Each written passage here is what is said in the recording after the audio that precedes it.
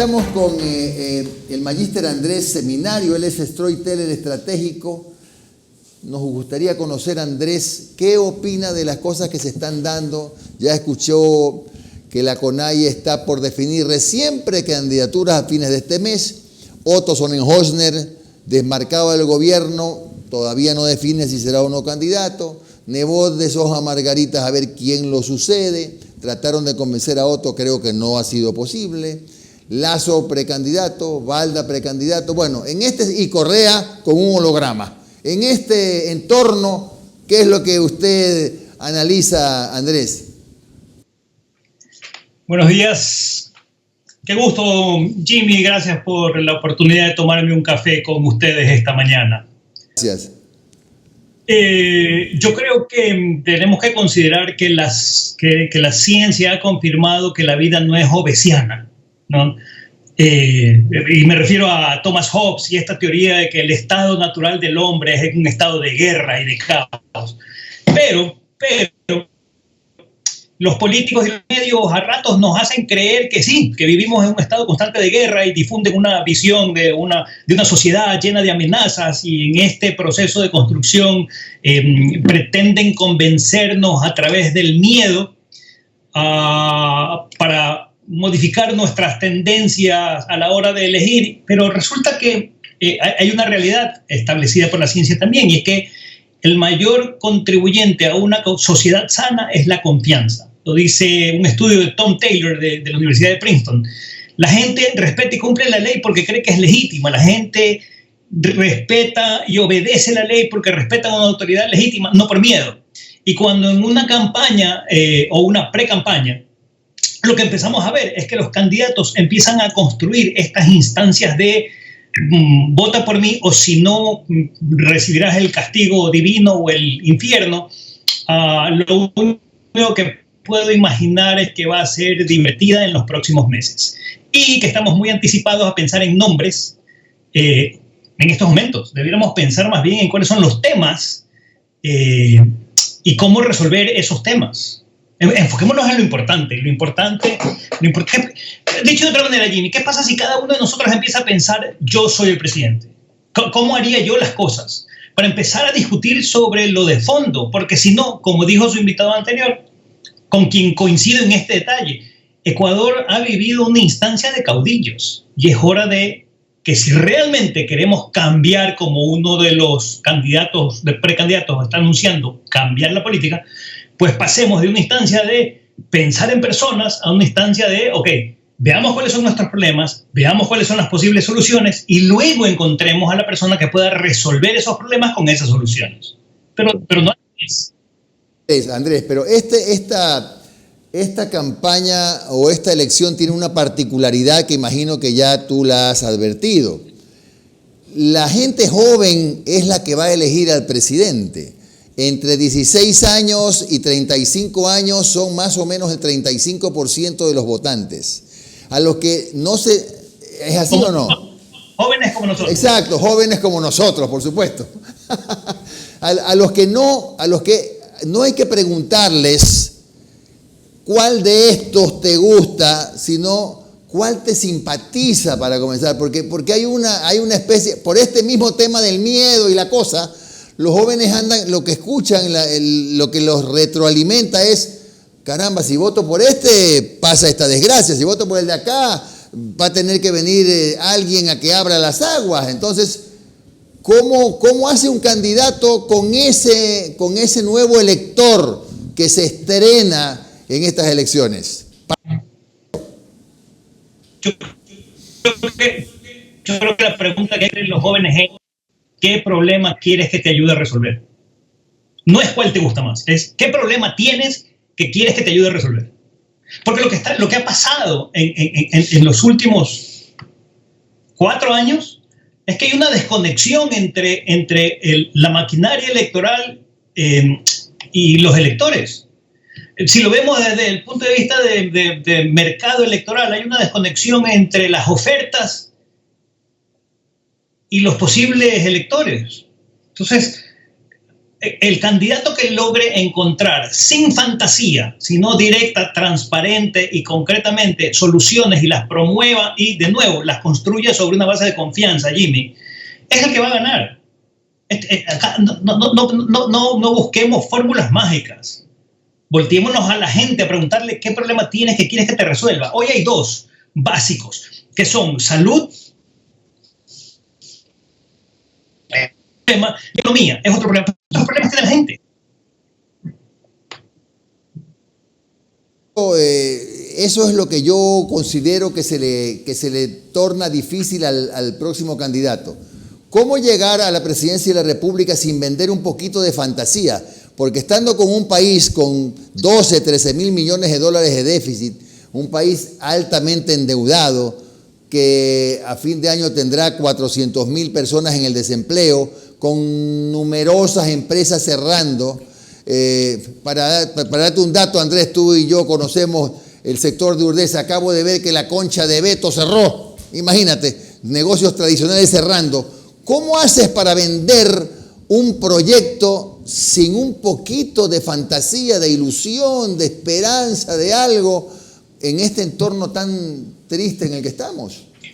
Me gusta la pregunta, Jimmy, por lo siguiente. Yo creo que lo que estamos en el mercado electoral en estos momentos son enfoques. Por un lado, un enfoque más, digamos que tecnocrático, un par de campañas, sobre todo de derecha, con un enfoque en información cuantitativa como guía, donde las ansiedades de la gente terminan siendo irrelevantes. Hay un candidato que ofrece en un tiempo determinado resolver el problema. ¿Pero cuál problema? ¿Cuál problema? Y luego, como contraste, del otro lado, hay candidaturas que tienen un enfoque populista. Es decir, que el deseo del público se convierte en norma o se convierte en veredicto, ¿sí? Yo creo que tenemos que ir a un punto intermedio. Yo creo que está bien la ciencia, pero también hay que añadirle lo que decías, esto que decías tú, que está en la dimensión de la emoción. Es decir, la gente responde emocionalmente a una candidatura, es cierto, pero debajo de las emociones, porque son importantes, porque debajo de las emociones subyacen los valores. ¿Cuáles son los valores de los ecuatorianos sobre los cuales queremos trabajar en la siguiente campaña? ¿Sí? Y ahí hay muchos temas que podríamos estar conversando. A mí me preocupa porque si no consideras las emociones que ayudan con la construcción de la racionalidad práctica, que se llama, ¿no? Que es tomar decisiones en situaciones reales pero complejas, de incertidumbre, como una elección. Si no incorporas esas emociones, vas a tener muchos falsos negativos. Y en política hay que evitar falsos negativos. ¿Qué son falsos negativos? Por ejemplo, argumentos como que el dióxido de cloro sirve para el COVID. Y luego tienes asambleístas y tienes a la iglesia involucrada promoviendo algo que es un falso negativo. Entonces, a mí me preocupa que no estemos discutiendo temas y estemos pensando en nombres, en personas. ¿Quién es el más alto? ¿Quién tiene los ojos más claros? ¿Quién es el más simpático? ¿Por qué no hay una mujer? Cuando hay otros temas, hay otros problemas a resolver antes. Te saludo, Omar Jaén. Una consulta. ¿Tú cómo ves esta próxima campaña? Hay gente que dice que va a ser la madre de las batallas en redes sociales por este tema de la COVID, que supuestamente hasta en el reglamento del CNE lo van a modificar para que no haya concentraciones. ¿Tú crees que realmente la red de redes, como decía Manuel Castells, va a ser lo definitivo en esta campaña, o todavía en nuestro terruño, en esta mitad del mundo, todavía el cara a cara, el caminar los barrios, el caminar en zonas rurales en donde a lo mejor no hay buena conectividad, va a ser fundamental para esta campaña? Omar, en este terruño o en Tulsa, Oklahoma, Donald Trump ahora la semana pasada tuvo un rollo porque convocó a gente y no le fueron por otras razones.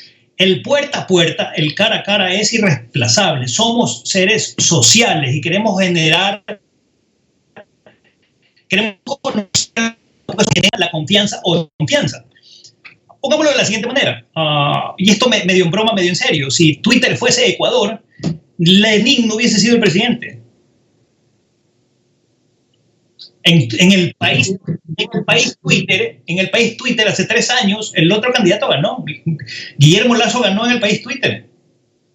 pero no estás sentado en Carondelet. Entonces, ¿Twitter es importante? Sí, Twitter es importante. Twitter ayuda a difundir información. Sí, ayuda a difundir información, sobre todo porque nos gusta, la información, mucha información, estimula nuestro sistema de recompensa del cerebro. Esto es increíble. Recibir información genera aquí arriba exactamente el mismo efecto de secreción de dopamina, que es la hormona de la felicidad, igual que la comida rápida, igual que cuando tienes dinero o igual que cuando consumes droga, de acuerdo a la ciencia. Entonces,